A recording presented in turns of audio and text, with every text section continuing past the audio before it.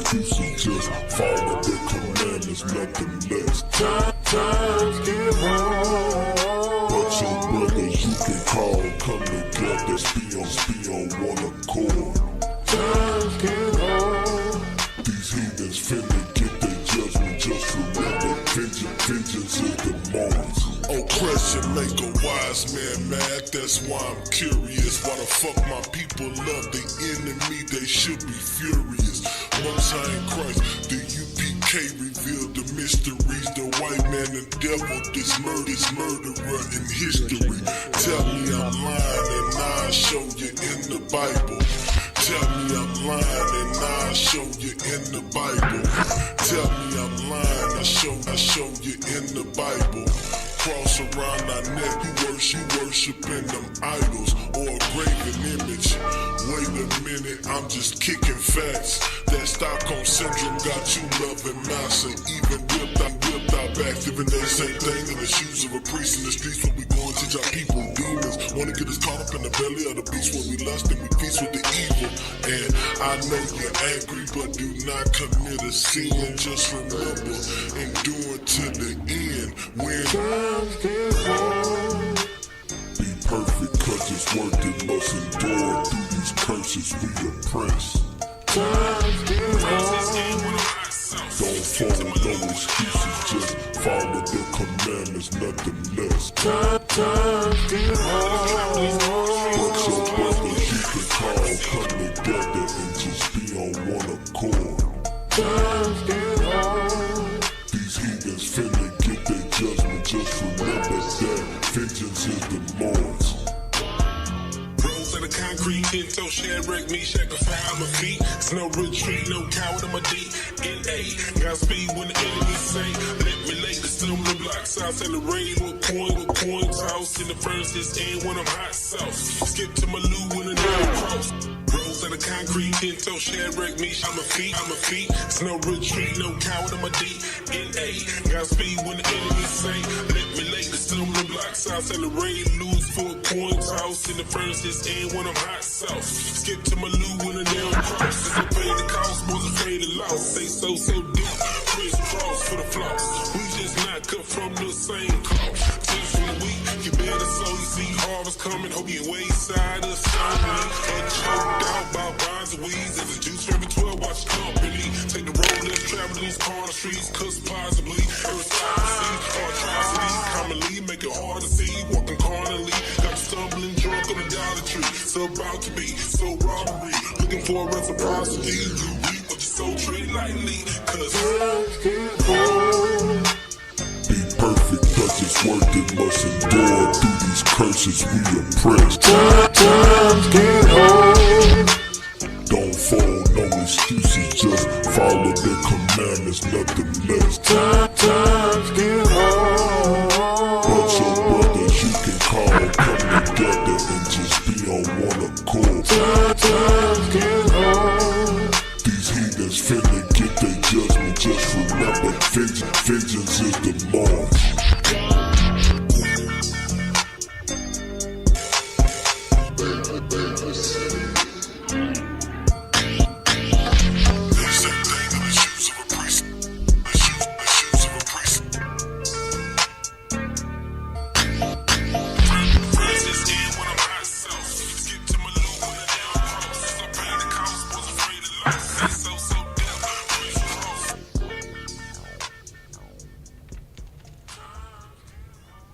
Alright, let's go ahead and clap it up, you know what I'm saying? It's Tuesday, you know what I'm saying? It's the Brotherhood class, man. I want to start this class off, you know. I want to give a shout out to all the brothers that was able to make it to the burial of that brother, Officer MACHAATAZA, man, Preaching Officer MACHAATAZA, man.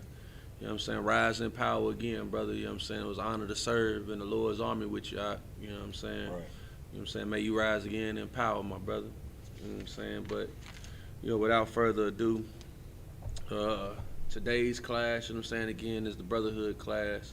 It's where we teach the foundation of a nation, man. You know what I'm saying? You know, without brotherhood, you know, a nation wouldn't be able to survive or thrive.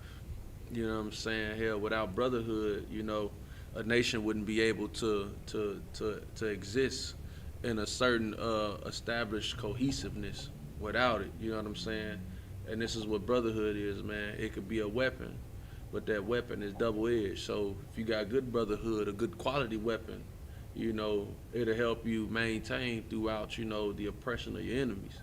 But a bad quality weapon, you know what I'm saying, it can put you in a worse state, you know what I'm saying, than what you already in.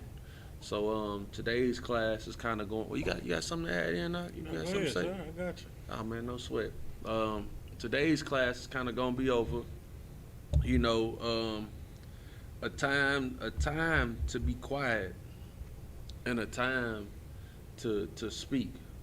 So as any officer, coming into the truth, that you spend an allotted amount of time in your services just quiet, you know what I'm saying, and being a trooper, where you learn to hold your peace.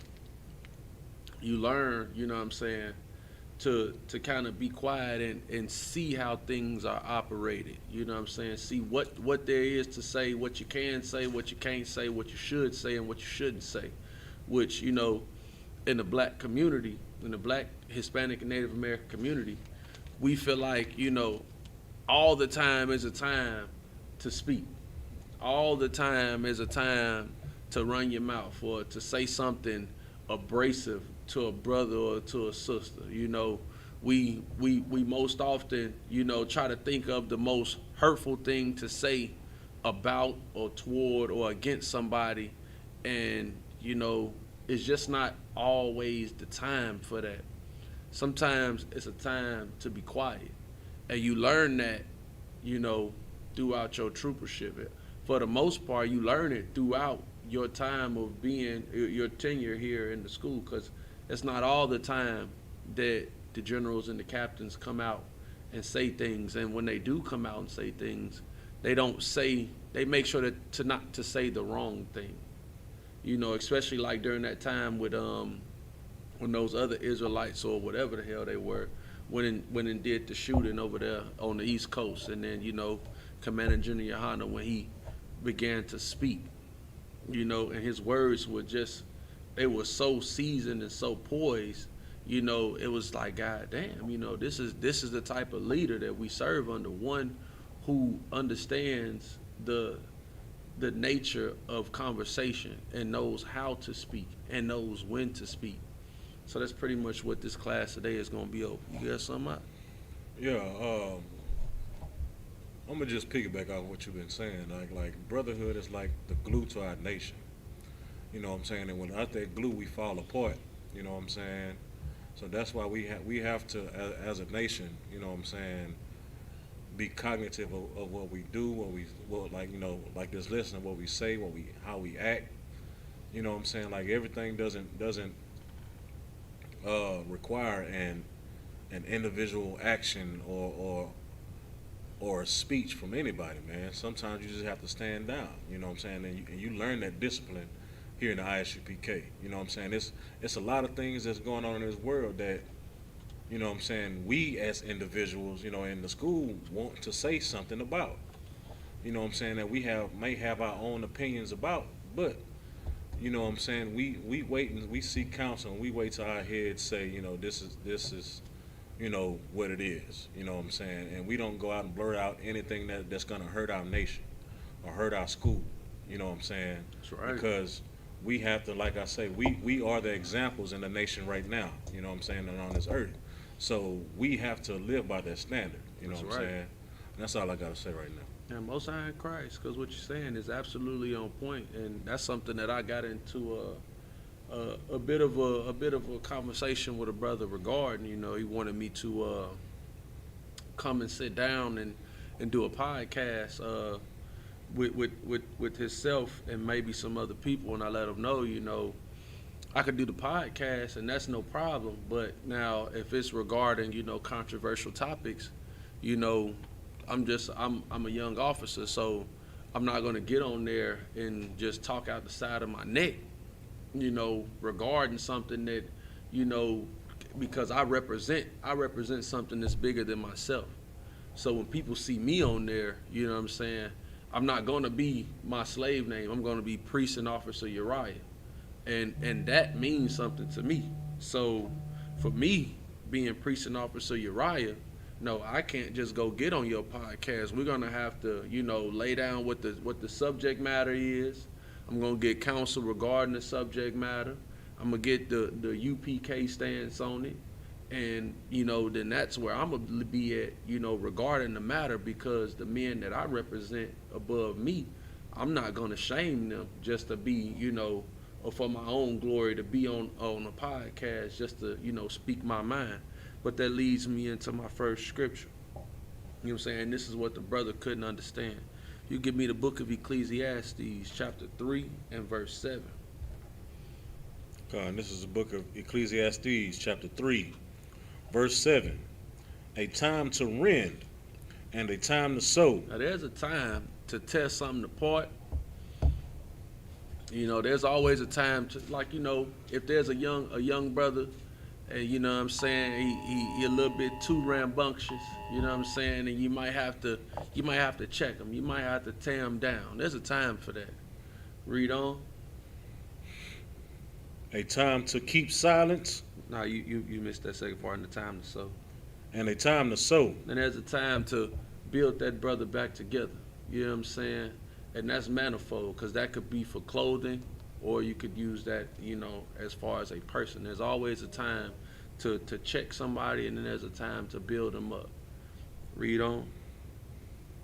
A time to keep silence, and a time to speak. Now, what the Bible is explaining here, man, that there's a time for everything. If you know about the book of Ecclesiastes, it explains that there's a time for a lot of things, a time to war and a time to love. And at this point, it's letting you know that there's a time to keep your mouth closed. Now, again, in our community, when it's a time to speak or when there's a time for action, we spend our time too often being cowardice. We spend our time, saying what we should do and what we could do, and all this nonsense. And when these cops are out there, when our oppressors are doing us the worst, that's that time when we're silent as a nation, as a community. But now, when you see these priests and prophets out on the side of the street and we out there teaching, that's the time when brothers and sisters want to get vocal. When that's one of those times when you should be quiet. That's one of those times when you should listen.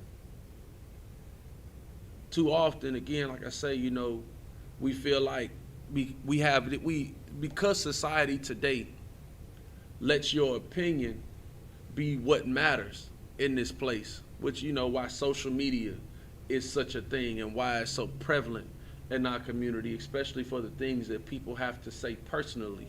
We'll get on there and our sisters and our brothers, young brothers, show they tell.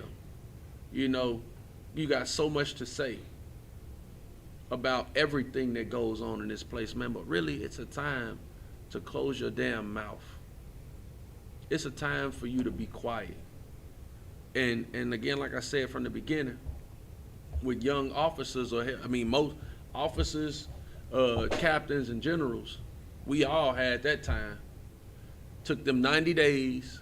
Well, really, hell, before, but even including the 90 days, after the 90 days, before you took your officer's test, that was that time when you learned to keep your damn mouth closed.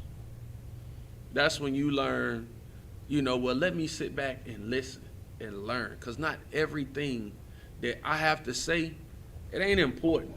Everything that you might think that you got to say is not important. Or it may not even hit the point. Or you might be on the point, but that ain't the point. The point is to learn to be quiet. That's the point. Keep your mouth closed. You know what I'm saying? Goddamn, give me the book of Ecclesiastes, chapter 32 and verse 7. Because you know what I'm saying? This is the thing that brothers don't all too catch it. Even most sisters, if you like brothers that deal with women on a like my job specifically, I deal with a lot of women, and it's always they have so much to say. You have so much to say, and don't get me wrong, sis. What you saying might be, it might be important to you, but sometimes it's that time to just keep your mouth closed, because what you're saying, it may be important later, or it may not be as important as you think it is right now. You know what I'm saying? Give me that out. Come, this is the book of Ecclesiasticus. Matter of fact. Yeah, go ahead, drop that. This is the book of Ecclesiasticus, out of the Apocrypha, chapter 32, verse 7. Speak, young man, if there be need of thee. Speak up when you need it to, not just when you want to. Speak up when you need to. If you're not needed to speak, be quiet. Because like I say, most times in our community, you know what I'm saying, we'll speak when there's no need. We want to get out there and say his name and do all that. There's no need for that.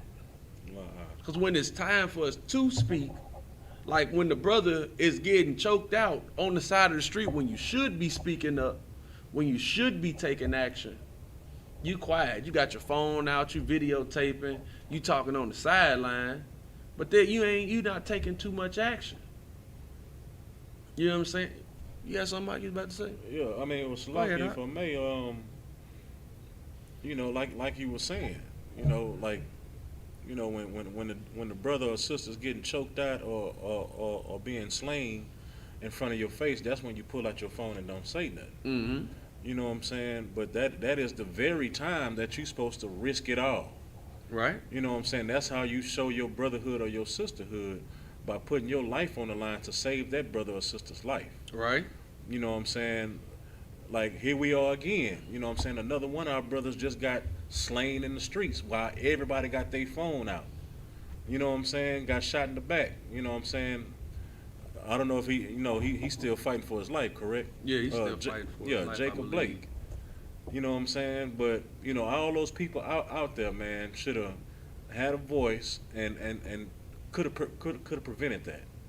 You know what I'm saying? But we choose to do things after the fact because we're in the safety of our homes or behind our internet, mm-hmm. or you know what I'm saying, just in your comfort zone. Right. You know what I'm saying? So of course you can be rah-rah and angry and do this. Everybody has wants to say, yeah, we need to do this, we need to do that, we need to do this, we need to do that. Okay, well, let's do it. Well, somebody need to do it. I ain't say I was gonna do it. You know what I'm saying? Like how I see a lot of people post about we need to have our own black owned this and black owned that, support black this and support black that. We need to have our own companies, our own corporations. But when a brother come to you and asks you for $1,000 to start a corporation, you know what I'm saying? You get the nah, I don't trust you this and I don't trust you that. But you know what I'm saying? If anybody else comes to you, you'll shell it out. Like with these pyramid schemes. Y'all throwing away money with these pyramid schemes and these, what they call them, blessing boards or whatever they call them. Like circles. The circles and all that stuff. That is scams. You know what I'm saying? Some people, get paid off because that's how they get you hooked.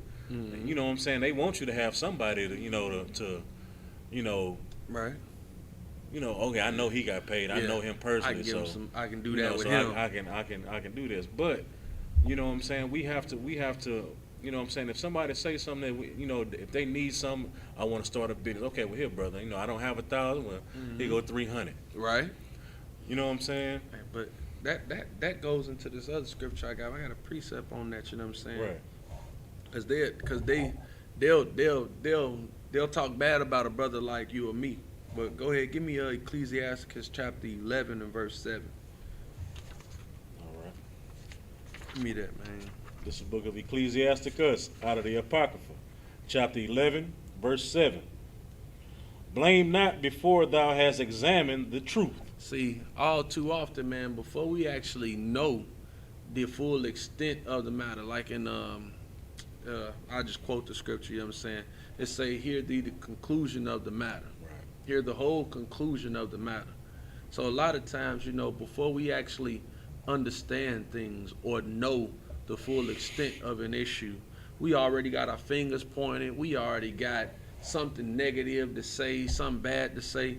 But scripture say, blame not before thou hast examined the truth, but do what?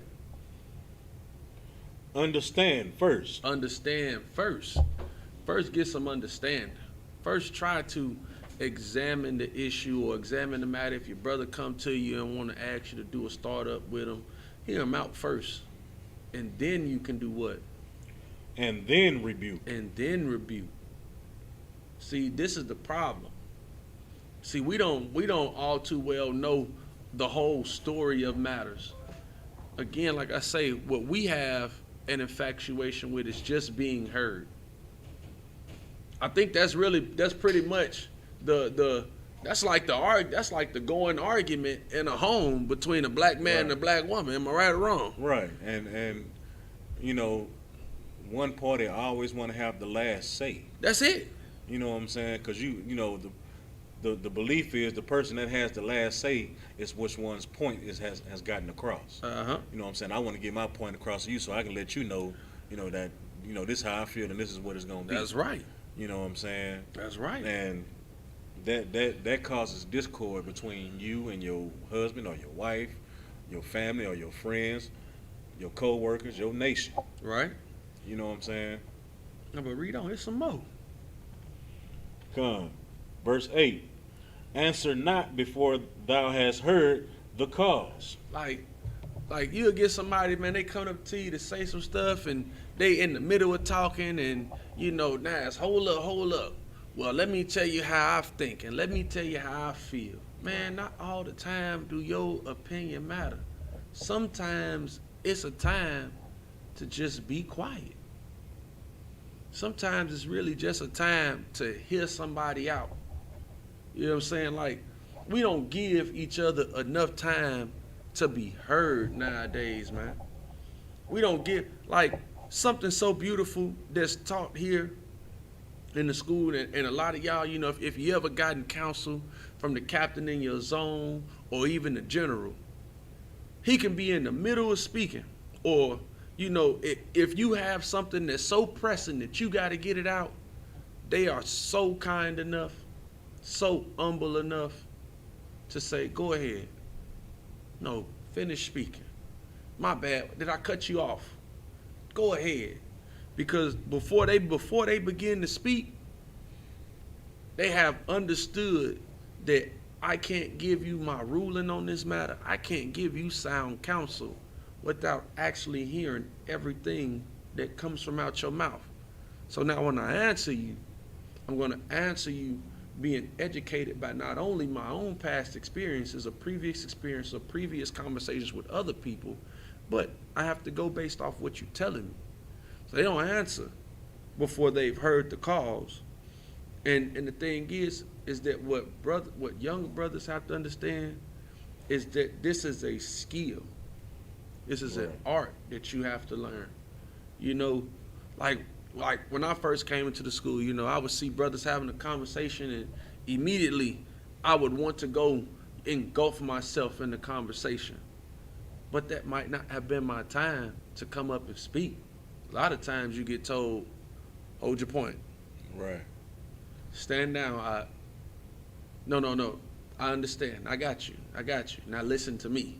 And I'm like, damn. Right. This brother know he know what he talking about. He know what he's saying. He know what he doing. And it's just it happens to be that way often. So lucky if I Go may. ahead. I learned that same principle, man. Just even watching Captain Tazariak and Captain MACHAATAZA on Cross the Line. Right. Man. When these people, when they had a debate with some of these people, man, you know what I'm saying, they are so knowledgeable about the Bible to where, somebody young like me, I'm like, man, I'm ready to file, man. But they sit there and listen to all that foolishness, and then they cut them. Right. You know what I'm saying? Like, young in the truth. You know what I'm saying? Or even as a young man, or especially as a Christian, like, as soon as you hear something, you want to rebuttal then. You know what I'm saying? You want to cut right back at that.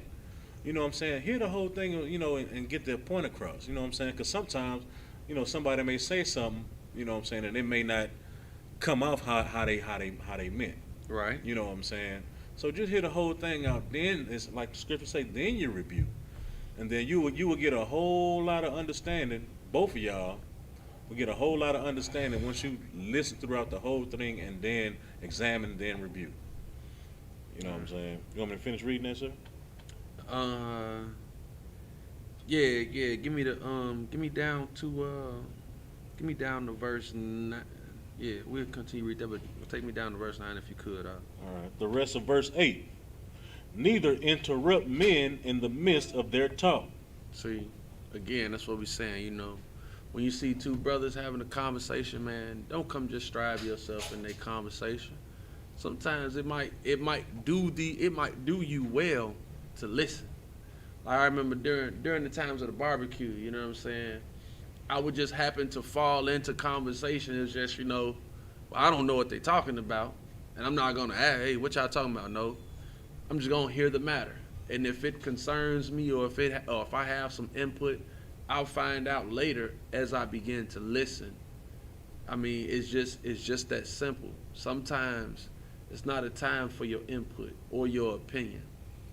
Most times it's just time for you to be quiet. Be quiet, hear the whole matter, and then either you can rebuke the matter or you can add into the matter. But don't be so hasty just to, well, this is what I think. Sometimes people just don't give a damn what you think. Right.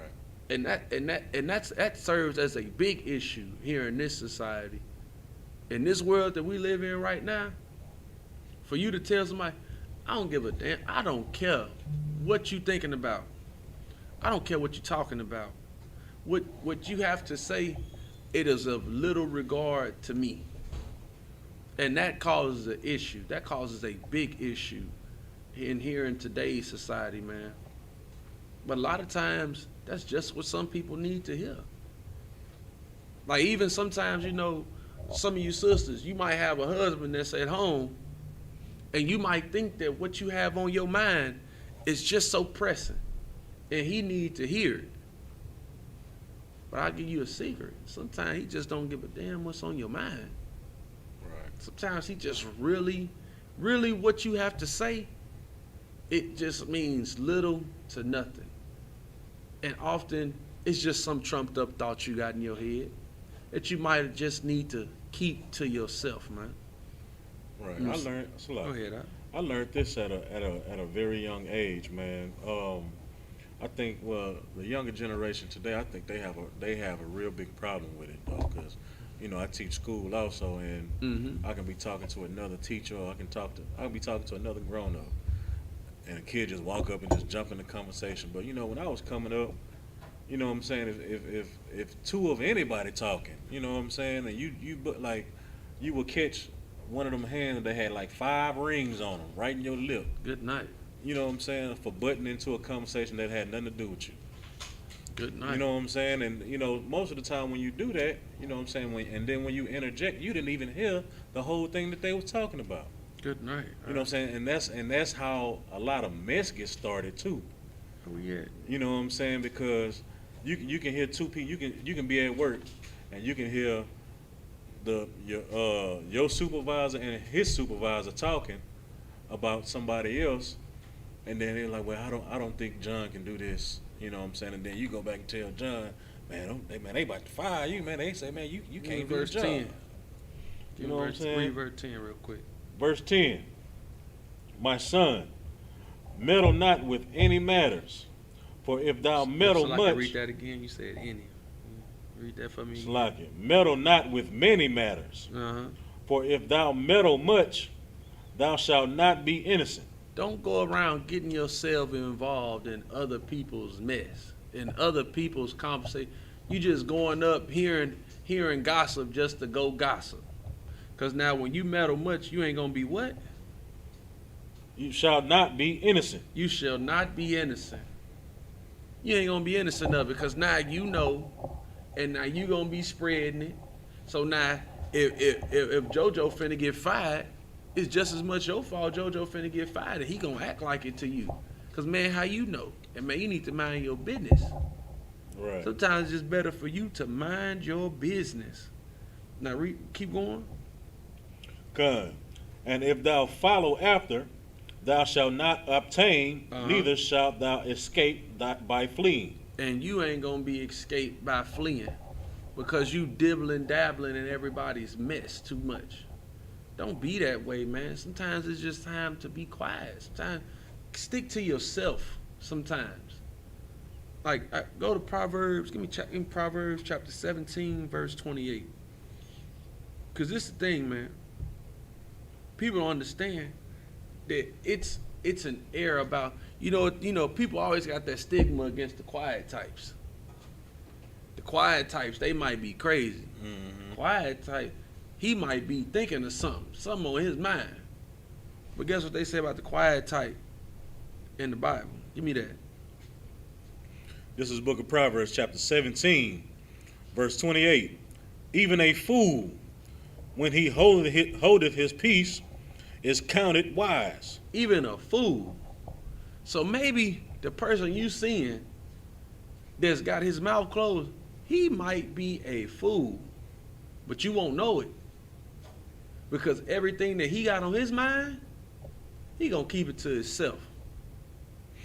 That's a piece of wisdom that has been lost in our community. The point of just being quiet.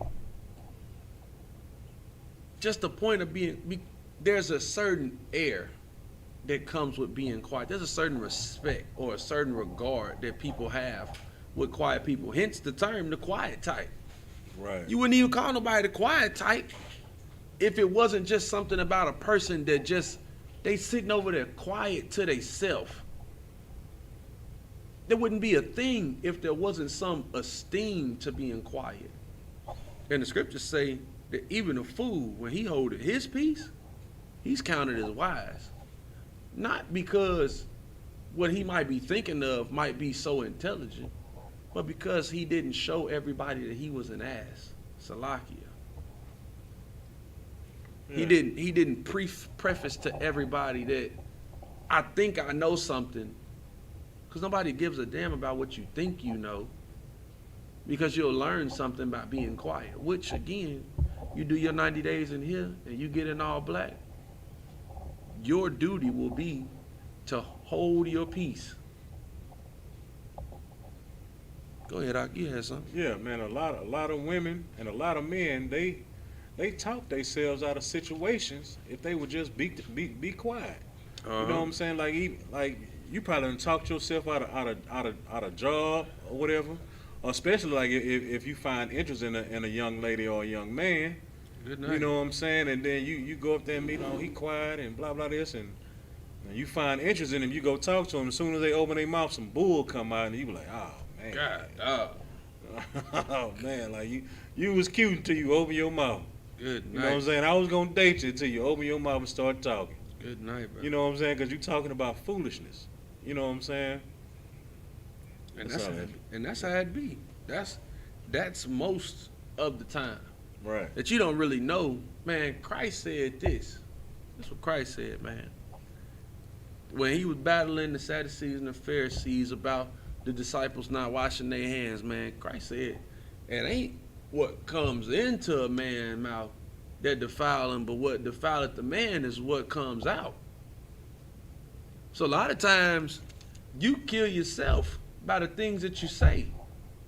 And a lot of times, if you wouldn't say nothing at all, one, you'll lie with your mouth.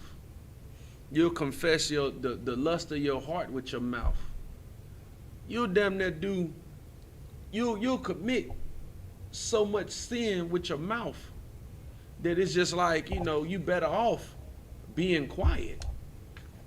There's a lot of things, the things are better left unsaid. That's what you'll find out by learning that there's a time to speak and that there's a time to be quiet. And you'll know when it's that time to speak, because you'll be asked to speak. Somebody will ask you a question. Sometimes you don't even have to be asked a question, but there'll be a certain situation that calls for a response from somebody. And you'll know. Here in the Israelite School of Universal Practical Knowledge, we get trained specifically on that effect. By understanding that there's a time to be quiet and there's a time to speak. And when it's your time to speak, you'll be requested to speak. Or you'll know that it's your time to speak because something needs to be said. Not just something, but the right thing needs to be said. And you get taught that right thing to say here. Not in your Christian church. They're not going to teach you the right things to say. It's just like, with the brother's father, Jacob, you know what I'm saying? He said some pretty decent, he said some pretty nice things. You know what I'm saying? Even the part about him saying that we're going to judge this matter now. I'm going to judge it while I'm speaking. Judgment, guilty. That was a hell of a statement to be made, especially by somebody in the world. All the time, but a lot of people say a lot of things. Our next class, we're gonna get into putting some of these words into action, or at least how to speak when speaking. But at that time, he said something that needed to be said, because most Christian people would have forgave. Mm-hmm. They would have been quick to forgive that devil, and he said, "To hell with that." So he said the right thing almost at the right time. And if his son had been here in the Israelite School of Universal Practical Knowledge, those words would have been backed by something greater than just his emotion. It would have been backed by a nation of people, which it is, but they're not here with us. And if they'd have been here with us, he would have escaped that judgment. But you good, Doc? Give me we'll drop that. Give me the book of Salakia. Give me the book of yeah, give me the we're gonna drop that. Give me the book of Salakia. Lessons all over the place right now. Yeah, give me the book of Ecclesiasticus, chapter 5, verse 9. This is the book of Ecclesiasticus, chapter 5, out of the Apocrypha, chapter 5, verse 9. And there is a friend who being turned, you say 5 and 9, oh, Salaki. Winnow not with every wind, and go not into every way. For so doth the sinner that have trouble a double tongue. Man, you don't have to, and this is something, what I'm saying, for young officers right here. You know what I'm saying? You don't have to just go and trouble everything that crosses your path. You don't have to just go warn at everything, because you'll slip up at some point. You know what I'm saying? Don't go into every way. Don't go into every argument. You don't have to. You don't have to. You can pick and choose your battles, because you know who also does that? The sinner that hath a double tongue. So even sinners go and do that. They go up and down and argue with everybody and argue at different points. And they end up finding themselves in a tongue twister. But you don't have to. Though the scriptures do say, you know what I'm saying, prophesy to the wind. But that doesn't mean go chase down every lead, every argument, every battle. That's not becoming, that's not befitting.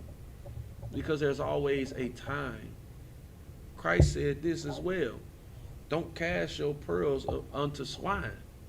Right. So every argument that gets displayed in front of you isn't a viable argument to get in because it may not harbor any fruits at the end of it. So you just out battling for no reason. Which don't mind me. Get your sword wet. Right. Go ahead, sharpen that iron. But do it for a cause. Do it for a reason. Because even sinners go around and argue up and down with folks for no goddamn reason. All right. So, like, if I may, Go I got ahead. a precept. I don't know if you got it or not. But this is Ecclesiasticus out of the Apocrypha, chapter 19, verse 6. He that can rule his tongue shall live without strife. He that what? He that can rule his tongue shall live without strife. If you can learn how to control your mouth, most situations that will arise, you'll do without them. Because you'll understand, well, I see what's going on over there. I might as well not even add my 2 cents in that. She want to argue with me today? Guess what? Ain't no argument. I'm just going to walk out. Right. I'm going to walk away. She called. You calling my phone? You want to argue? Nope. I don't know what you're talking about. I'm just be quiet. Because just like the first scripture said in the scripture I pulled in Proverbs 17, even a fool be counted as wise when he hold his peace. And a man that holdeth his lips will be esteemed as understanding. That you'll be seen as having great understanding by the things that you don't say. Go ahead, some more on that out. Come. Go ahead. And he that hateth babbling shall have less evil. Ooh-wee. He that just hate rambling, just talking for no good damn reason. And gossip. And gossiping. This is something that we have to begin to get out of in our lives, man. In this society, man. Because when it's a time to speak, when that time comes for you to speak, you would have heard enough of the wrong thing and the right things to be able to understand what it is that you need to say at the time when you called to say it. Like right now, me teaching this class, this is my time to speak. Before this class and after this class, I might have had conversations, but it was my brothers. After this class is done, most of the time, anybody that know me, I'm busy shutting the hell up somewhere to myself, being just as quiet as I can be, because I might be reading or watching a video or something, but I'm quiet most of the time. And when you learn to hold your tongue, it'll save you from getting into, like I can recall countless amounts of times of, people just, it's just the funny thing about black folks. We'll talk our way into an argument. We'll be sitting up playing cards, drinking, and the next thing you know, use a stupid mother effer and use a B, and man, what you say to me, bruh? Man, you don't know me like that, man. You remember that day I did woo? And just talk theyself into a fight. Right. A lot of us got family members that's like that to this day, that they can't even go around each other because you know what happened? Every time Leroy and them get to drinking, him and JoJo get to fight. Right. About who the best, who this and who that. When they're both Leroy and JoJo learn to just be quiet. Play the stupid game, get up when you lose, and that's it. The only place you're gonna see people that can actually control their mouth and understand that, the conversations being had is a game. Only place I've ever seen that is here in the Israelite School of Universal Practical Knowledge. Right. And nowhere else. What's up? You got something on that? You good? Like you had a precept. Yeah. Go ahead, huh? No, that was it. Well, actually, I read verse 7 too. Go ahead, drop. It says, rehearse not unto another that which is told unto thee. Mm-hmm. And thou shalt fare never the worse. So I like that, that's pretty much what those gossipers are, man. Mm-hmm. Well, I heard you this and I heard you that. Well, who did you hear from? Well, I ain't finna give up my sources. Good night. That stirs up mess. Good night. Now you have somebody else that's on the defensive, and they're gonna hold you against it because You the one that came in with some mess, whether it be true or whether it be not. Mm-hmm. You know what I'm saying? You know, you probably don't know the whole story. Mm-hmm. You know what I'm saying? Like, you know, I just got into a car accident, you know, not too long ago. So, you know, I've been away from work for a while. And, you know, when I get back, you know what I'm saying, people they were like, well, yeah, man, they say you failed a drug test, or they say you was on your deathbed, you had to get cut out the car and blah blah this and blah blah that. I'm like, huh? Man. You know what I'm saying? And I know it was a couple witnesses outside, so I know they told y'all what happened, but that's clearly not what happened. Good night. You know what I'm saying? But, you know, by me being wise, I just be quiet and be like, well, you know, I'm here now. You know what I'm saying? Thank the Most High. You know what I'm saying? I could have battled back with him and, well, who the hell told you that? You know what I'm saying? They can come meet me right now and stop lying on my name and, you know, keep my name out your mind. You know what I'm saying? That's one of the black woman's mottos right now. Right. Keep my name out your mouth. Right. You know what I'm saying? But yeah, that's all I had to say. Give me well, you can keep on reading down where I had you at, over there 5 and Okay. yeah, we're gonna go on down. Verse 10. Be steadfast in thy understanding, Mm-hmm. and let thy word be the same. And stand firm in your standing and in your understanding, and let your words be the same. That you don't have to just air out what you know. You don't have to. Just hold true to it. That's it. And when you begin to speak, hold true to your words. You know what I'm saying? Man, Most High in Christ, I also got what? You gonna take over the class, sir? No, class still going. You gonna take it over? You? All right. No sweat, sir.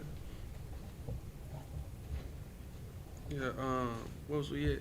So yeah, hold steadfast in your understanding of your word. Read on, now. Come. And let thy word be the same. Mm-hmm. Verse 11. Be swift to hear. Now this is a heavy point, and this is like opposite day, because you tell people, man, be quick to hear this. Every time you tell somebody, man, I got something to tell you, the first thing they want to do as soon as you start speaking is start talking too. Mm-hmm. The scriptures say, be swift to hear. That's not saying, you know, hurry up and hear some mess.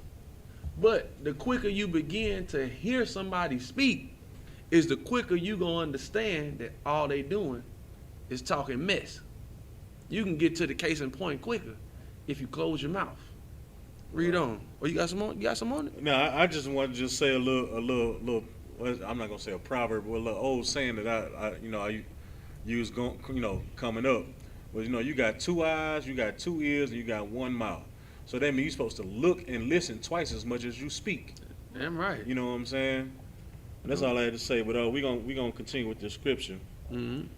It says, "Be swift to hear, and let thy life be sincere." Let your life be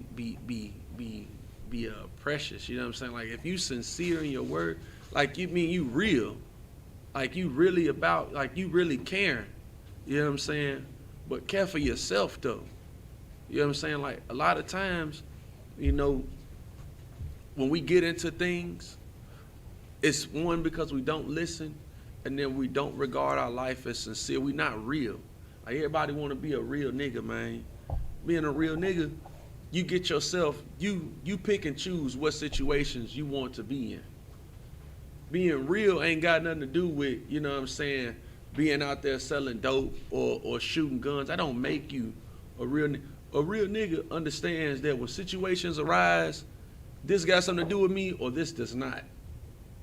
And I can walk away from this. This has nothing to do with me today.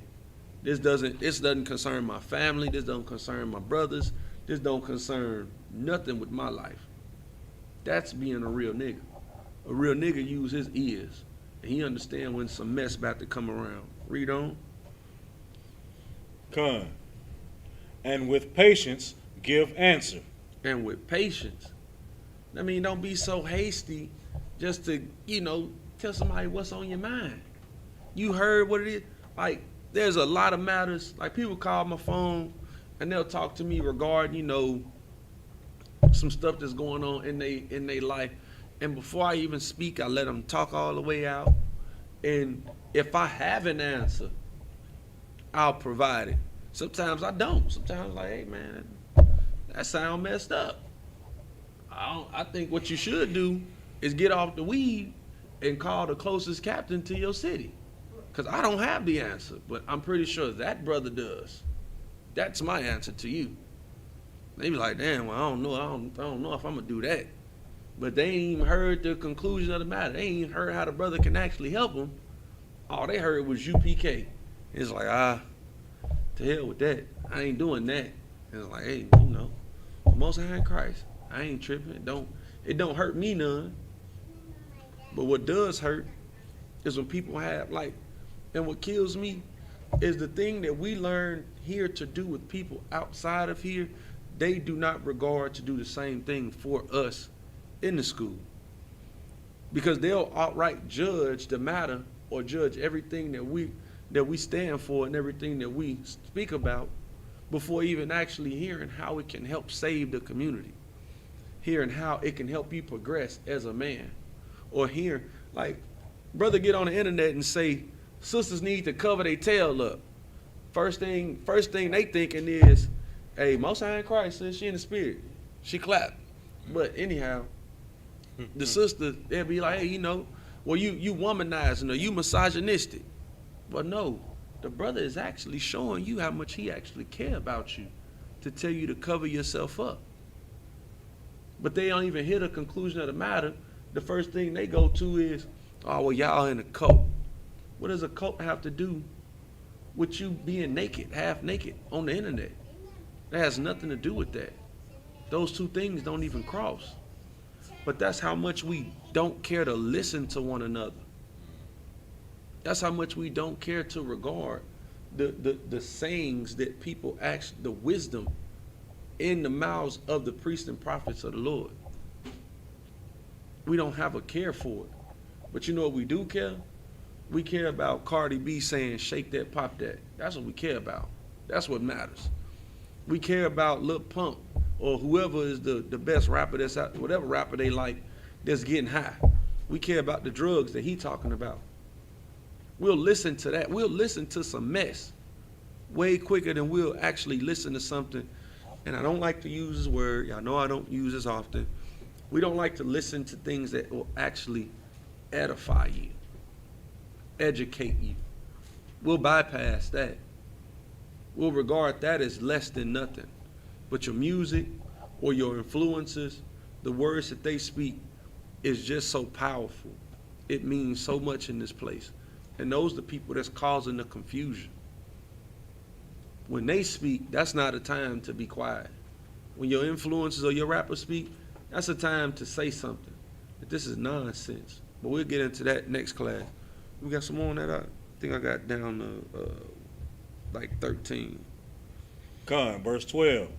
If thou hast understanding, answer thy neighbor. If not, lay thy hand upon thy mouth. If you got something on somebody else's matter and you can actually help or provide some influence, say something. If not, be quiet, man. Close your mouth. What you got to say ain't important. Just don't be offering up your opinion, because your opinion means less than nothing, man. That's how you feel regarding the matter. That's your own personal opinion. But if you don't know how to fix cars, don't go around mechanics talking about you think it's this or that. Be quiet. You can't help. Your words don't mean nothing. If you don't know how to braid hair, don't go standing over a sister who braid hair. Well, I think you should do it like this. You don't know nothing about that. You don't have no dog in that race. You just don't. What's good? I hear you breathing. Oh, yeah. You got some more on that? We got down to like 2 more scriptures in there. Verse 13. Honor and shame is in talk. Honor and what? And shame is in talk. You can honor yourself or you can shame yourself by the garbage that comes out of your. Either you can have prolific words that actually create a staple in somebody's life, or your lips can be full of folly. Salakia. Your mouth can be full of junk. You can have less than nothing to say and shame yourself. Like a lot of times the stuff that you catch some of these sisters saying, they disregard actually being shamefaced, and they have little to nothing to say. You know what I'm saying? They just want to say what comes to their mind. The first thing that pop at the front of your head is the first thing that come to your mouth. And you'll shame yourself. You'll shame your husband. You'll shame your household. You'll shame your father. You'll shame yourself. We got to get out of trying to be so hasty to speak, man. We make haste to speak. Instead, we should be listening. Because one thing that we're not listening to right now, and that's being said loud and proud and has been being said for over 400 years, is that the oppressor here in this kingdom does not regard the lives of blacks, Hispanics, and Native Americans. But we fail to listen to that, to the things that we should actually listen to. We disregard that. We disregard the fact that we had a full president. You have a president that's running what they call the free world at this time, and he won his election off of grabbing boxes and being a criminal. And we heard all of that and let $1,200 1 month out of 4 years destroy us to where now we still getting killed in the street and still want to be American. We feel like there's still a part of this dream that we can be a part of. And in the part of the dream, you don't understand that you are a slave in that dream. The white picket fences do not protect Negroes in the field. That's not how it was dreamed up. What you have is a pipe dream if you feel like that dream is for you. You haven't been listening to America long enough or loud enough or quick enough. You've been too consumed in your own opinion and what you have to say. You got some on that? No. We got some more on that scripture. I think we got down to, give me 14. No, we still got some in there. In 13. Go ahead. The rest of 13. And the tongue of a man is his fall. Just said that, man. You know, it's the things that you say that will incorporate to your destruction, man. The less you say is the more that people don't know your ignorance. When people know you ignorant, that's when they can begin to abuse you for the things that you don't know. All the time, you know, you get those brothers, man, that get pulled over by cops, and I know my rights, and you ain't stated not one law. You ain't stated one penal code, but you know everything. Right. And the cop don't know you don't know nothing until you get to saying what you do know, and you ain't said nothing. You see, when the white boys get pulled over, they get to stating penal codes and this book and that book. And precedences of E.B. Du Bois versus state. Well, according to Penal Code 305-42C, that I don't have to do this and I don't have to do that. You don't have to you cannot pull me out my car. Right. Nigga, a brother get pulled over. I know my rights. I know my rights. Yeah. I know what you can and can't do. No, sucker. You just think because you got him on camera and saying you know your rights is what's going to get him to not whoop your tail. Right. But now if you hadn't said nothing, said as little as you could, he wouldn't have known what the hell you knew. And then when it came time for court, if he done went upside your head, you know what? That brother knew something. He knew to be quiet and just let it happen because he finna get off today. That's what happens.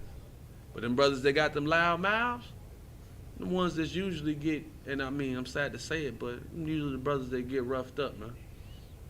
And then sometimes them brothers that don't speak or they not saying the right thing or, you know, unfortunately some of those brothers do catch their demise in them instances. I'm not joking about it because taking the life of a brother that means a lot, you know what I mean? And that's a sorrowful day when that does happen.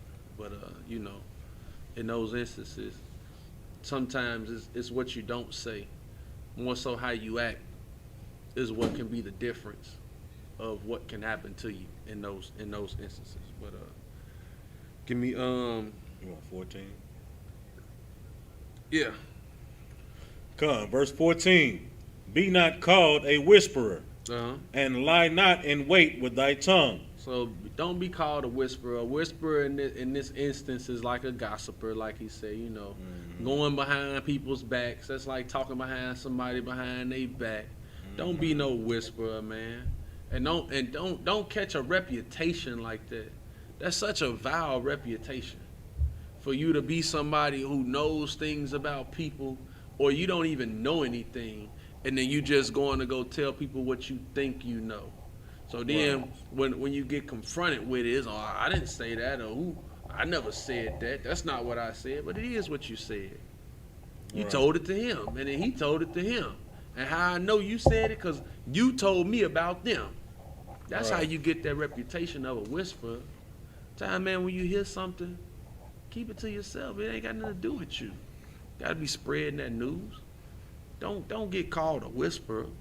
Right, so Lockie, if I may, Go ahead, you know what I'm saying, just like we read in Ecclesiastes 19, you know what I'm saying, like that person that's listening to the gossip, like you go to work every day and you sit there and chop it up with the dude that know everybody, or the dude or the female that know everybody's business, and just going to get to talk about somebody. You know what I'm saying? Don't you know that you are not impervious to that? So the day you miss work, or the day you not talking to that gossiper, they're gonna say something about you, and somebody's gonna relay that back to you, and they're gonna say, oh, well, Tommy said this about you and said that about you. Right. Now you looking at Tommy like, well, why are you talking about me? You know what I'm saying? And then now what you finna do? You finna fire back. Well, you said this and you said that about somebody. You said that, and that's how I found out about this. Right. And that's how the whole job know that. That's why they changed the policy on this, because of you. Damn. You know what I'm saying? Good night. So that's why it says stay away from people that gossip like that, for one, and don't be the gossiper. Good night, brother. You know what I'm saying? That's all I had to say. Give me the book of Proverbs, chapter 16, and I want to say, hold on, let me see, make sure I got the right one. 27. 16 and 25.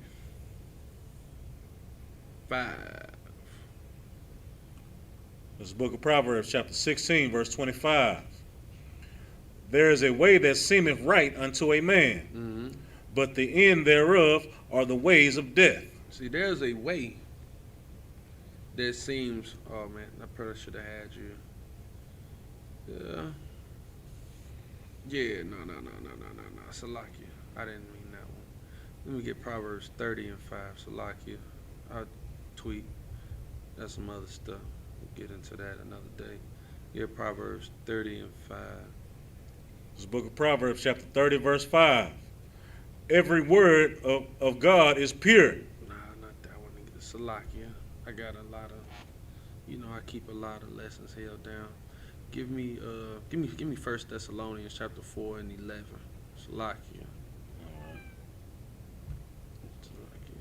That's something else. This is the book of 1 Thessalonians, chapter 4, verse 11. And that ye study to be quiet.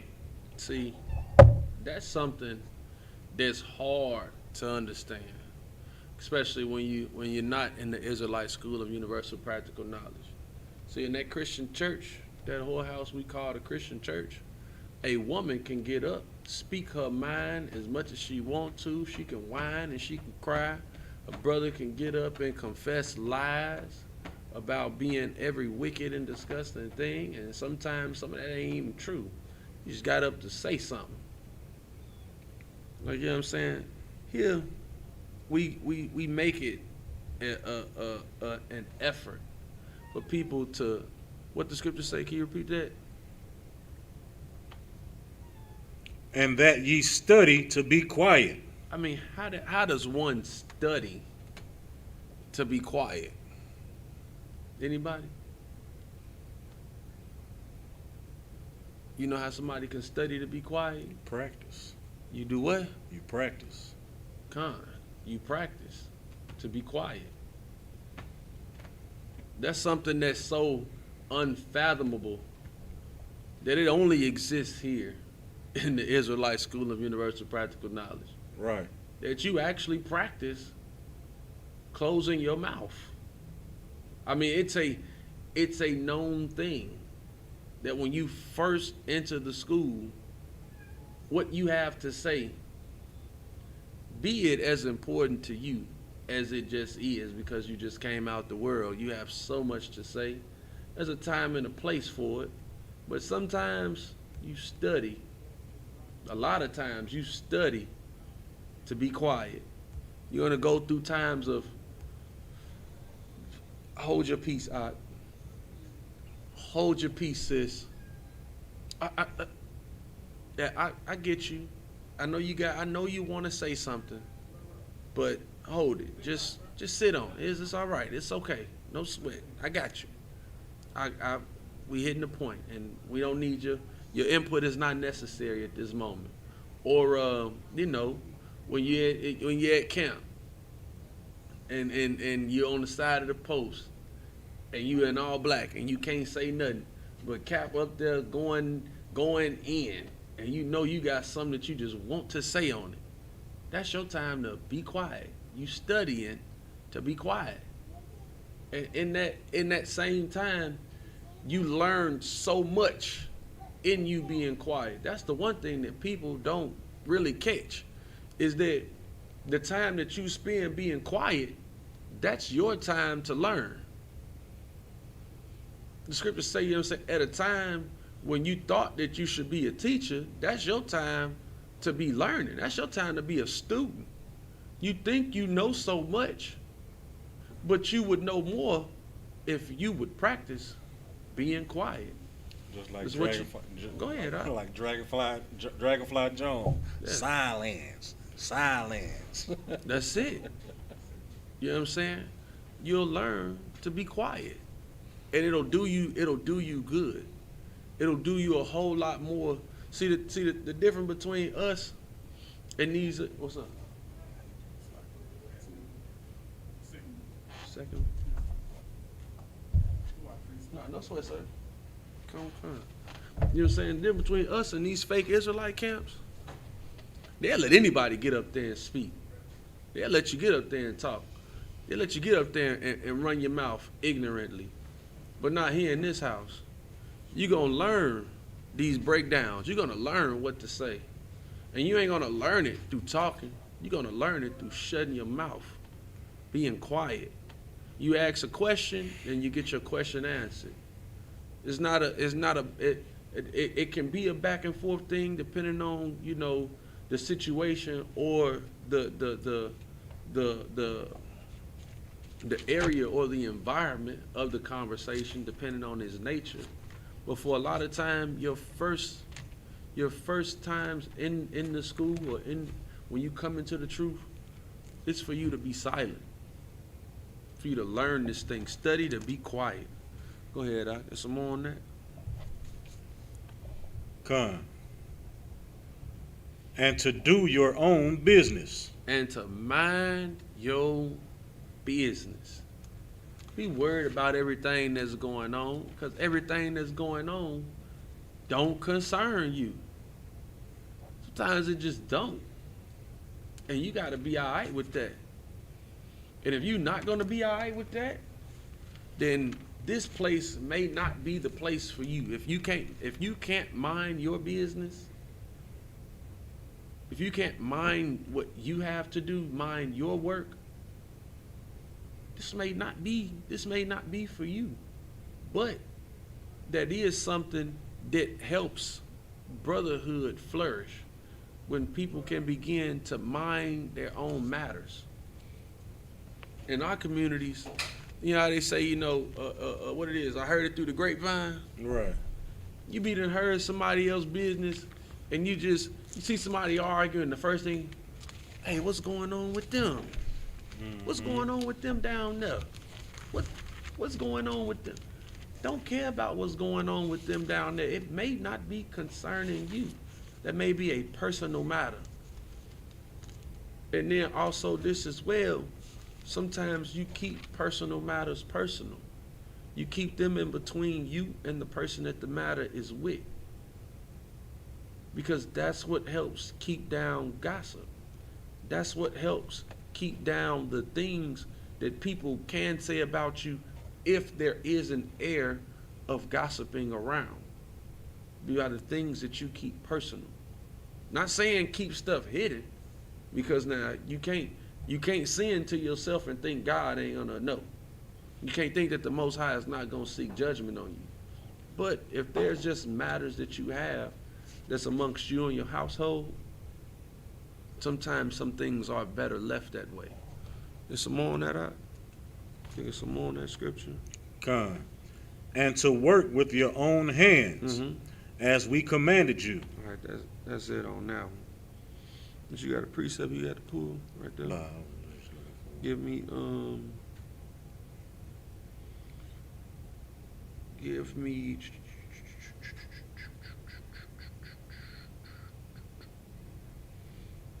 the book of Ecclesiasticus again, chapter 37 and verse 15.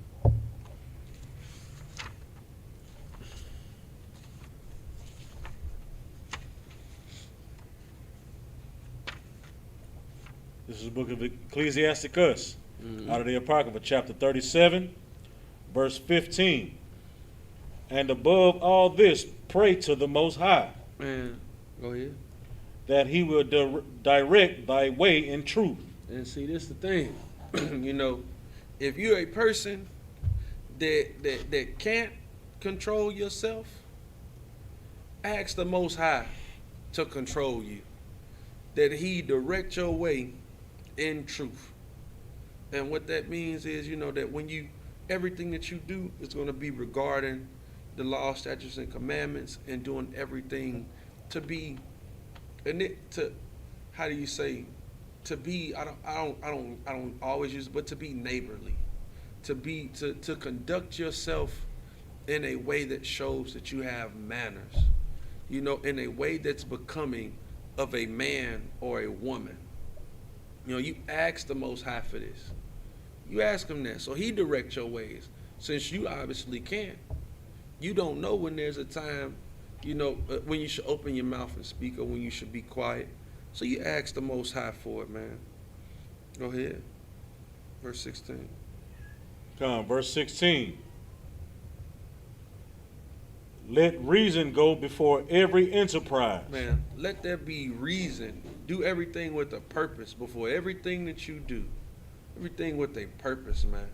If you find yourself, you know, wanting to conduct a certain business or, you know, wanting to do a certain thing with yourself, man, let there be a sound purpose for it. Read on. And counsel before every action. And get you some counsel before every action. So if you and your wife, you getting into it and you want to leave and whatnot, man, get some counsel, man. Get some counsel. You don't know what to say. You know, you got a job interview and you don't know how to speak, or you don't know what to say. Get some counsel on the matter, man. You got a neighbor or somebody who lives around you and they you know, walking their dog on your lawn and you getting fed up with it or whatever. Get you some counsel on it before you go say something that could ruin your life. Because one wrong word can turn into an altercation, and an altercation can turn into the loss of a life, man. Get you some counsel on that. Read on. Come. Verse 17. The countenance is a sign of changing of the heart. See, the countenance, the way you act, the way you carry yourself, your spirit, the spirit that people see on you, you know what I'm saying? That can show a sign of change of the heart. So sometimes if you're one of those people that's normally, you know, what they call rah-rah or ratchet or, you know, whatever term you want to put on it, if that's normally you, and you begin to pray to the Most High and ask him to direct your ways in truth, to direct how you act, to give you the right words or to show you a bit of wisdom and to help you hold your peace, people are going to see that change in you. And from a loud talking person to a quiet person, that's a hell of a change. Right. I know that because I used to be that way. I used to be a reveler. I used to be a person that would argue, and my arguments turn into fights, and that's just the way I lived. And when I began to come here into the truth, my God, I would have conversations with people, and they'd be ready to argue, and I'd just be like, hey, yo, what you doing all that for? Why you yelling? And they say, man, because, I'm just, that ain't what I'm thinking, and what you thinking, that ain't. I'm like, okay, well, no sweat. That's fine. I'm not gonna argue with you. My wife, we used to argue up and down. Now she gets so to where she wanna argue. Hey, calm down. We can talk about this, or we can just be quiet on the matter. We can talk about it later. Right now, how about we just be quiet, enjoy each other's company? How about we do that? People can see that, and that shows your countenance can show the change, man. Read on. Come on, verse 18. Four manner of things appear, good and evil, Good and evil, life and death, life and death. These things appear, you know what I'm saying? And these will appear, you know what I'm saying? You know what I'm saying? But see, the thing is that these things are going to happen. There's naturally good and evil. There's naturally life and death. These things, you can't stop them from happening. You can't stop. There's always going to be a baby born, just as long as men and women have sex. As long as a man lives, a man will eventually die. That child, from a baby into a man, he can either be good or he can either be evil, and he can choose to do one or the other. Hell, he can be one at one state of his life and change it to the next. But it's something that can help, hinder, or promote one or the other between these two or these four opposing things. It's only one thing, and this thing is something that you have to begin to control. You have to. I don't care whether you're a man, a woman, or what state of mind you in or where you at in your life. It's just something that you have to learn to do. Read that for me out. but the tongue ruleth over them continually. You have to understand that controlling your tongue will help you to control the good in your life or the evil in your life. You can talk your way into a woman's bedroom, or you can talk yourself into a bullet. Right.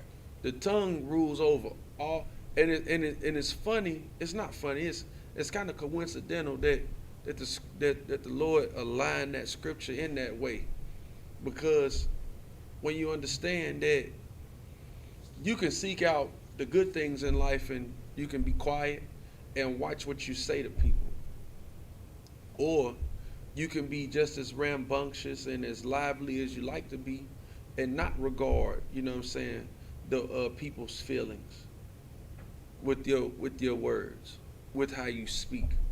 You can choose to do that, and that might cost you your life. Your tongue, like the way it said, read that for me again, man. It said, man, but the tongue ruleth over them continually. But the tongue ruleth over them continually. Like,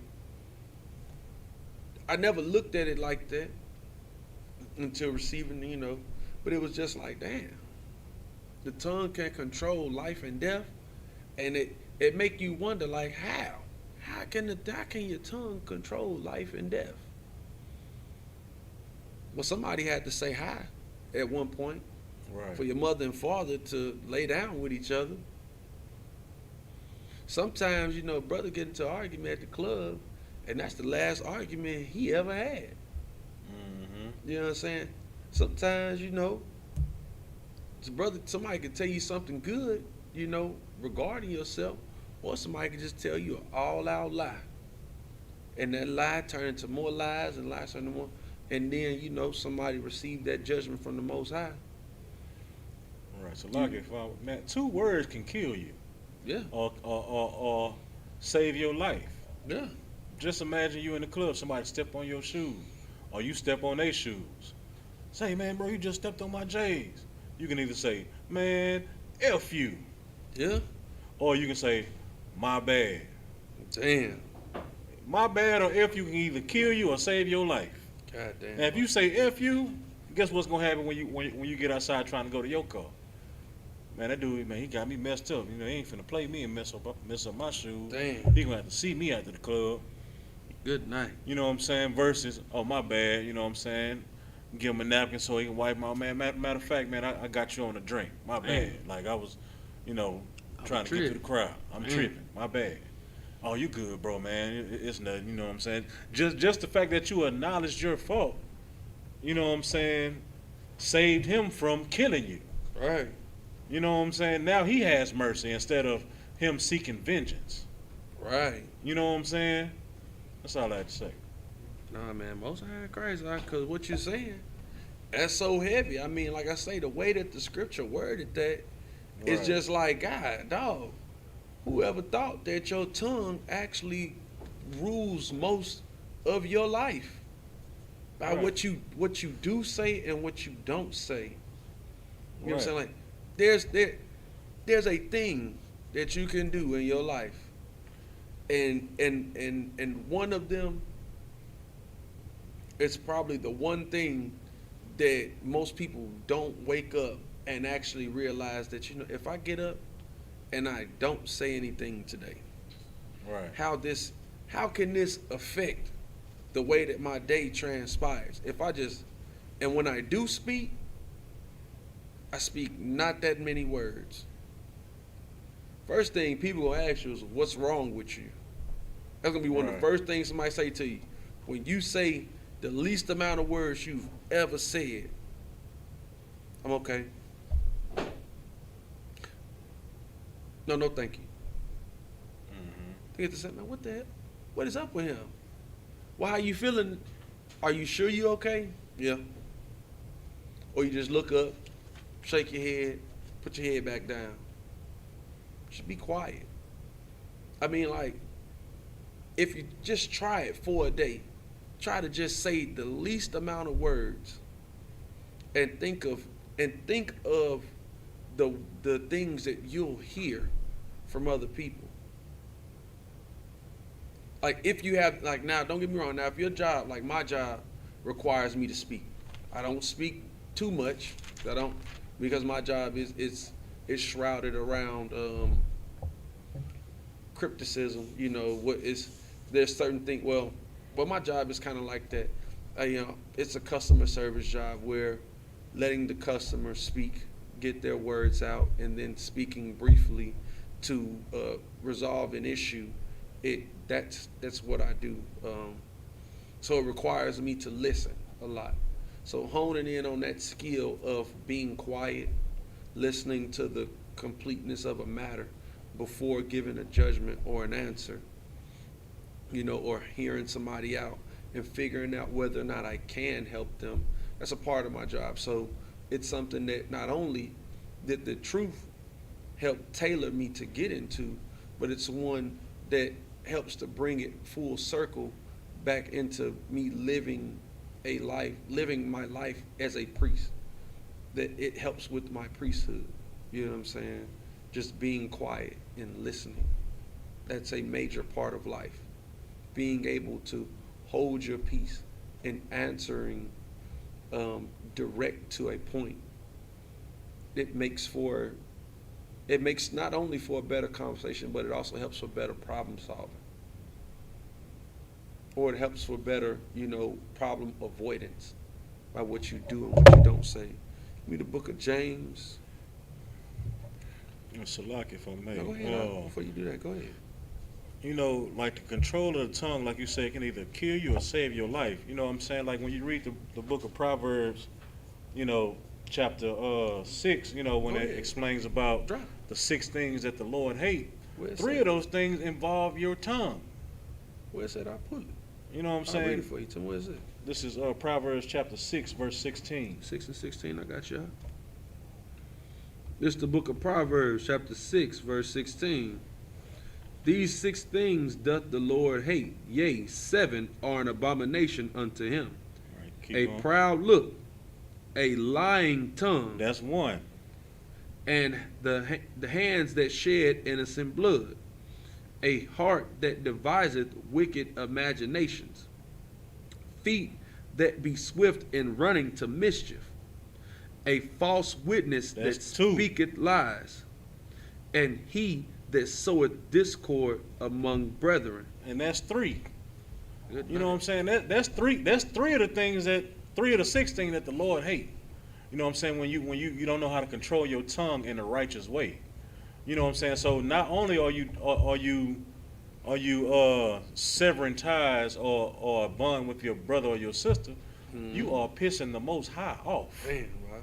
You know what I'm saying? So that means when you piss the Most High, he will kill you. Damn right. You know what I'm saying? Good night. So like this is very vital. You know this brother's not just up here putting a lesson together and just talking about people, lying or gossiping or whatnot. This is very vital to you obeying the Most High, man. Right. You know what I'm saying? Like all this is very, like I say in the beginning of the class, like brotherhood is the glue to our nation. Mm-hmm. You know what I'm saying? So your tongue is very vital on how you use it. You know what I'm saying? Whether you can kill your brother or you can save your brother's life or, Right. or gain a brother Right. or sister. You know what I'm saying? So like that's all I had. You want James what? James 3 and 1. And then just to piggyback off what the brother's saying, thing is, the scriptures call the tongue a two-edged sword, man. Right. Because it can cut somebody's life away. Or it can also be something that saves somebody's life, like you said. Thing is, in this school, we get taught to use the words that we speak in such a way that it gives life to brothers and sisters. Now, you wouldn't quite understand it unless you hear in the school, or if you're aspiring to be in the school, or if you've even heard the videos of the school and began to watch and began to understand what we bring out or what it is that we actually getting at when we out there on the side of the street speaking. When we own these videos or making these tapes and making these classes, that we're just not here speaking just for the hell of it. Because there was a time in which that we learned to be quiet, to hear these breakdowns, to actually understand what's the hidden mysteries that's between the scriptures, to give them to you, like the general was saying, like Cap say, the spirit in the scriptures. You had to sit down and shut the hell up, for lack of better terms, in order to get that. And you're not going to be able to get this by speaking all the time. You're not going to be able to get this by, saying what comes to your mind or stating your opinion. Because, hell, we all had an opinion. But goddamn, an opinion versus the truth. Goddamn, what I think versus what the Most High thinks. I mean, I even go as far as to say, goddamn, what I think versus to what the hell Commander General Yohana thinks. Because he knows better than me. So whenever he's speaking, I'm going to shut the hell up. And I'm going to listen. Because now when it becomes time for me to speak, I know what to say. And I know how to say it. Which is going to lead us into our next week's class. But we'll finish off in the book of James, if I could. Con, this is the book of James, chapter 3, verse 1. My brethren, be not many masters, knowing that we shall receive the greater condemnation. Verse 2, for in many things we offend all. So there's a lot of things that we do that can offend people. You know what I'm saying? There's a lot of things. The way we dress. People call cause us to offense. You know what I'm saying? Or, the fringes that we have, or, shit, hell, you got some brothers that they get mad at us for having more than one wife. And that's such a glorious thing. And it's a peaceful thing to do. That is glorious in the Lord's sight. It's so glorious he made a nation from a brother with 4 ribs. That's how much the Lord loves multiple wives. That he put his name on a nation. That a brother had 4 wives. But read on now. Con. If any man offend not in word, the same is a perfect man. See, any brother that offend not in word, the same, he's a perfect man. Because a brother that's not so quick to offend you in with the things that he say, he's probably not going to be that brother that will, go talk to your wife or go try to sleep with your wife. If a brother won't say to hell with you, you know what I'm saying, or tell you a lie quick, that's probably not a brother that'll steal from you. A brother that won't make an offense to you with his tongue is probably not a brother. I mean, hell, even offense to you will be to talk behind your back. So there's not much things outside of, speaking first. If a brother's not going to offend you with tongue, he's the same. He's more likely a perfect man. Read on that. Con. And able also to bridle the whole body. And again, like I say, he's able to control himself. He can control the words that come out his mouth so well, he's able to control the things that his hands do not touch. The box that he does not lay his rod into. The cars that he doesn't jump into that don't belong to him. The items that he doesn't take. The women that he doesn't slap. The kids that he doesn't rape. The brothers that he doesn't just walk up to and assault. He's able to control all of that. And you can tell not just how he controls his mouth, by the things that he doesn't say. You can tell. Read on that. Con, verse 3. Behold, we put bits in the horse's mouth, that they may obey us, and we turn about their whole body. So in this analogy, he's saying just like we put the bits in a horse's mouth to control the body, that you can do the same thing. And by the way you speak, people can understand that you know how to behave yourself. You got manners. You know how to conduct yourself around people by not being offensive. You don't get drunk and just start, shouting obscenities at folks. And people know that you ain't gonna sleep with their wife just because you don't do that action. That's Most High in Christ, because I couldn't have put it no better than that. Go ahead, Doc. Con, verse 4.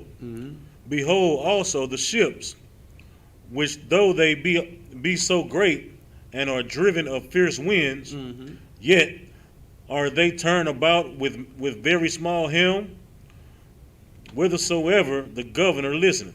So the thing is that a ship, and they even taking the body of a ship and comparing it to the body of a man, and then comparing the helm of a ship. That's where they turn about, the ship.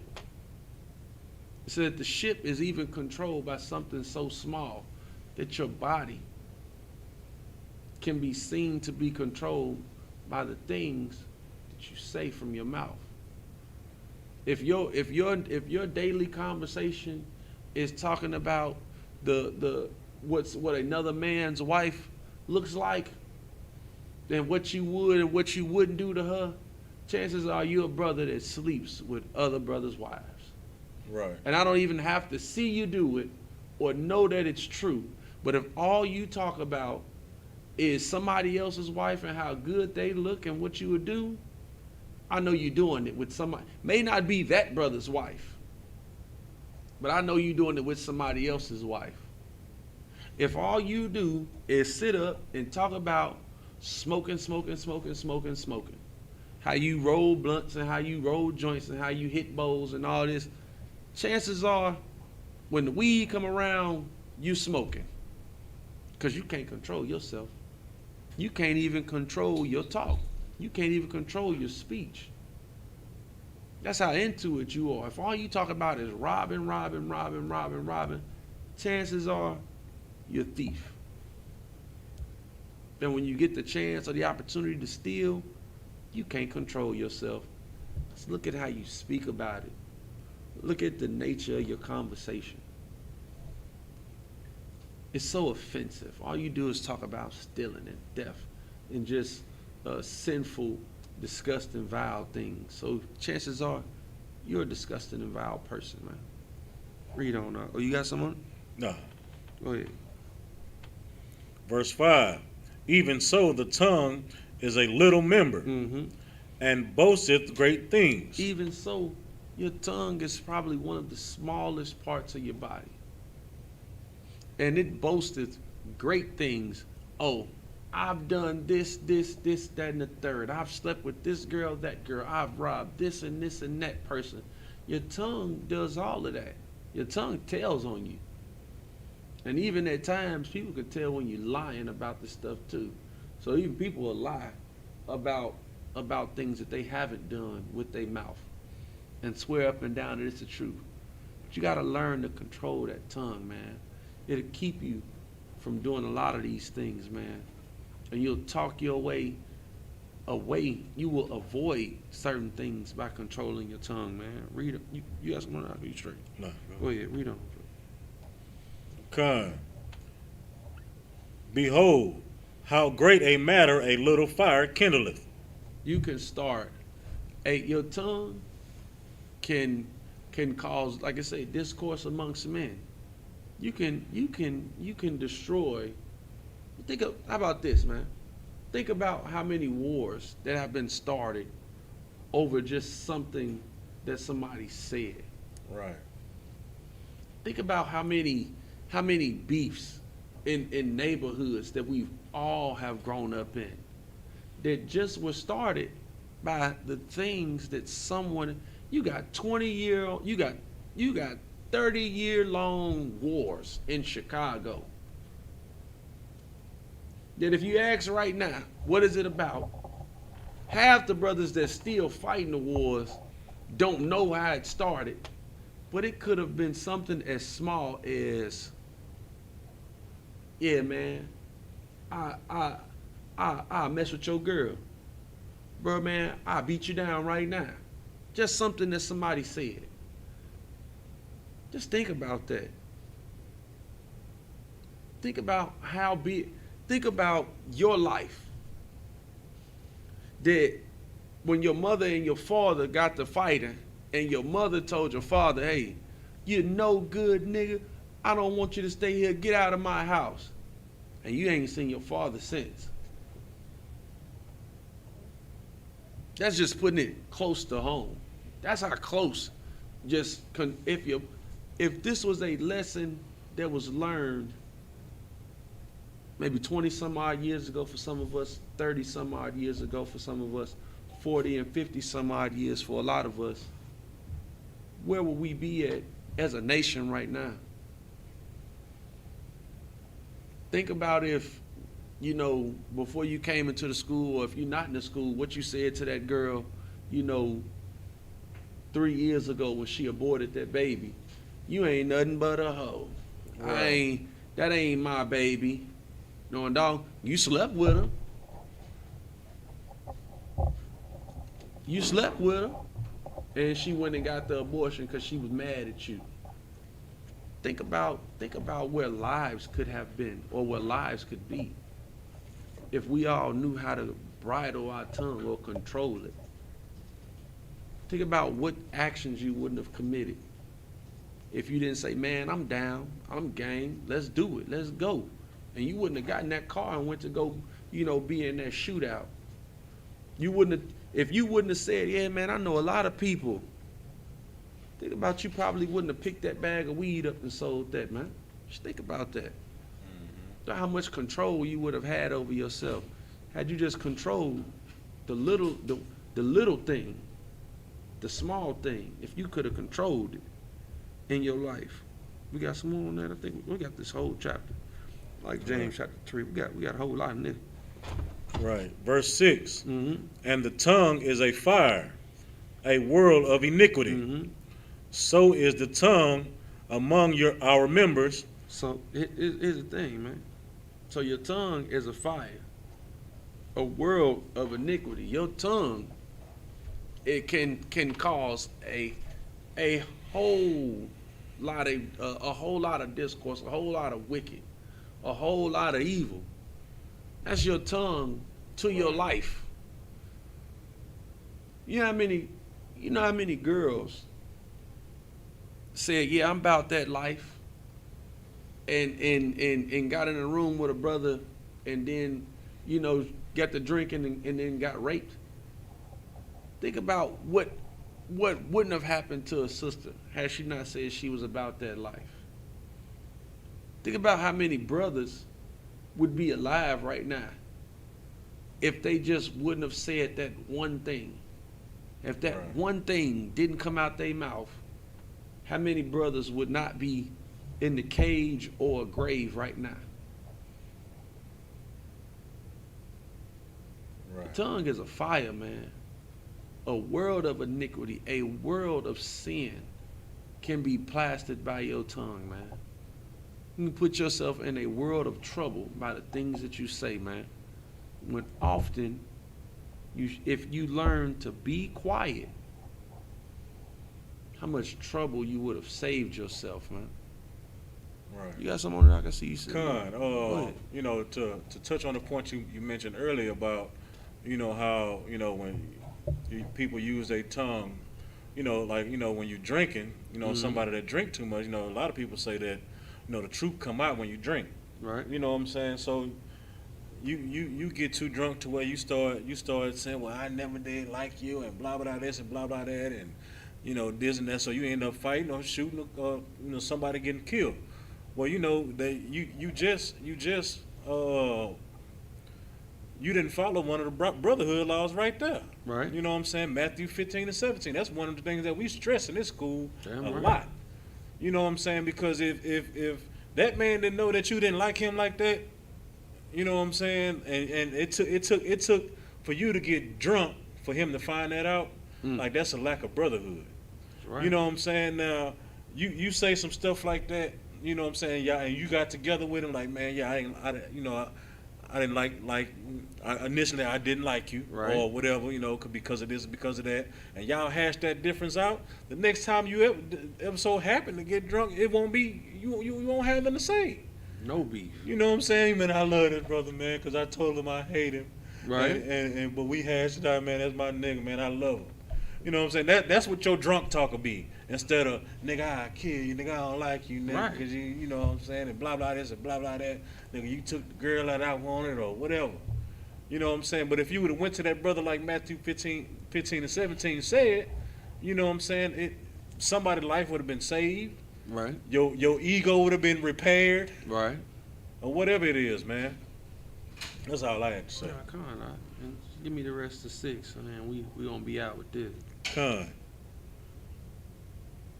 That it defileth the whole body, and setteth on fire the course of nature, and it is set on fire of hell.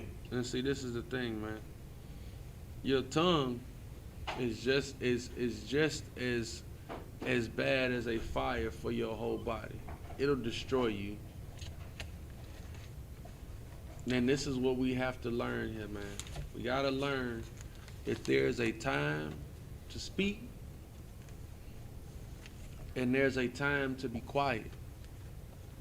And in that time, or differentiating between those times, can be the difference between you being alive or you receiving death.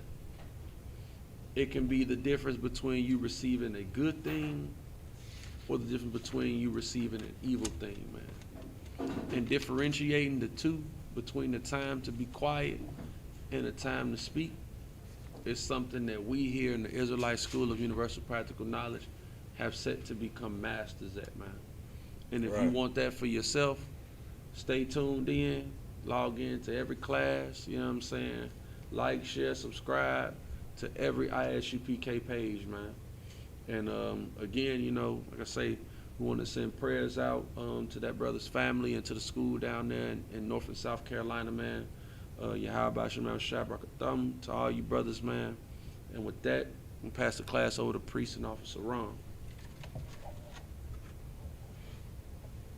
We are the Israelite School of Universal and Practical Knowledge, started out of 1 West, 125th Street, Harlem, New York.